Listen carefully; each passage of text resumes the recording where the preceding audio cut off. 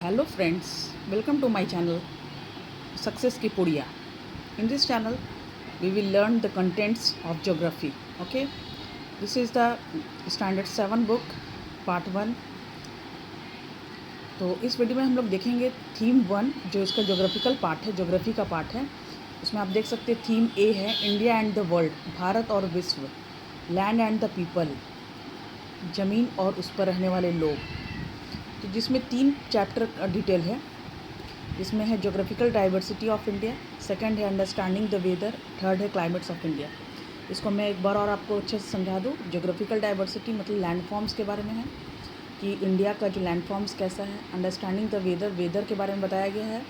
और थर्ड है climates of India, climates मतलब भारत की जलवायु कैसी है। चलिए तीनों के अंदर क्या क्या चीज़ को बताया गया थोड़ा हम उसको एक्सप्लेन करें। तो सबसे फर्स्ट जो चैप्टर था इसका जोग्राफिकल डाइवर्सिटी ऑफ इंडिया, मैं इसका हिंदी बता दूं। जोग्राफिकल मतलब होता है भौगोलिक विविधताओं का, भारत की भौगोलिक विविधताएं। डाइवर्सिटी मतलब विविधताएं। तो यहाँ पर है भारत की, बेसिकली हम देखेंगे तो 5-6 भौगोलिक विविधताएं हैं। भौगोलिक एरिया या जोग्राफिकल डाइवर्सिटी है जो कि हम यहाँ पर देखेंगे। बेसिकली आप जहाँ भी कहीं भी पढ़ोगे तो 5 से 6 जोग्राफिकल डाइवर्सिटी बताया जाता है। जैसे यहाँ का हिमालय, नॉर्दर्न एरिया का हिमालय माउंटेन, उसके बाद गैंगेटिक प्लेन्स, यहाँ का थार डेजर्ट या it is also called great Indian desert, 3 हो गया। 4 है दक्कन प्लेट्यू, 5 है कोस्टल एरिया, 6 है आइलैंड।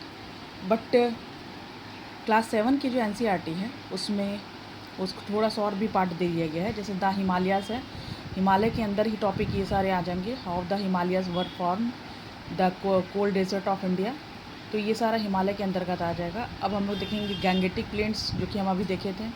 द ग्रेट इंडियन हम लोग देखे थे। अब ये द ग्रेट इंडियन डेजर्ट के बगल में ही अरावली हिल्स है, तो इसमें थोड़ा सा और अलग से उसको डिवाइड करके दिया गया है। द पेनिसुलर प्लेटी हो गया, इंडियाज़ अमेजिंग कोस्ट लाइन हो गया, कोस्ट लाइन के अंदर ही आता है द वेस्ट कोस्ट और ईस्ट कोस्ट।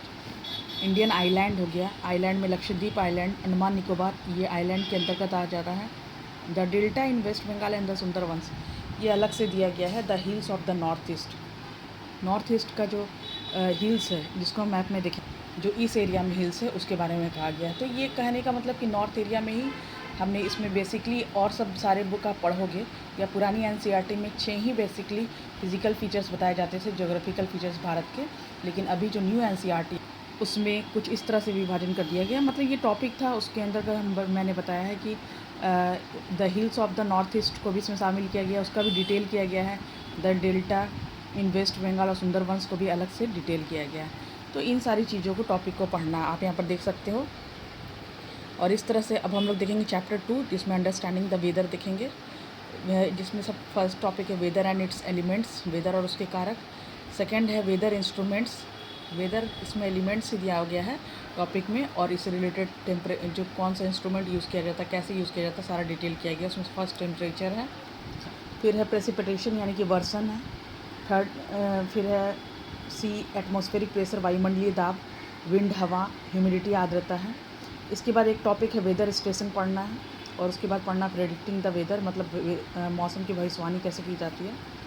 उसके बाद चैप्टर 3 आ जा रहा है क्लाइमेट्स ऑफ इंडिया, जिसमें पढ़ना है weather station, season and the climate, यानी कि वेदर, सीज़न और क्लाइमेट क्या है और इन तीनों में क्या संबंध है।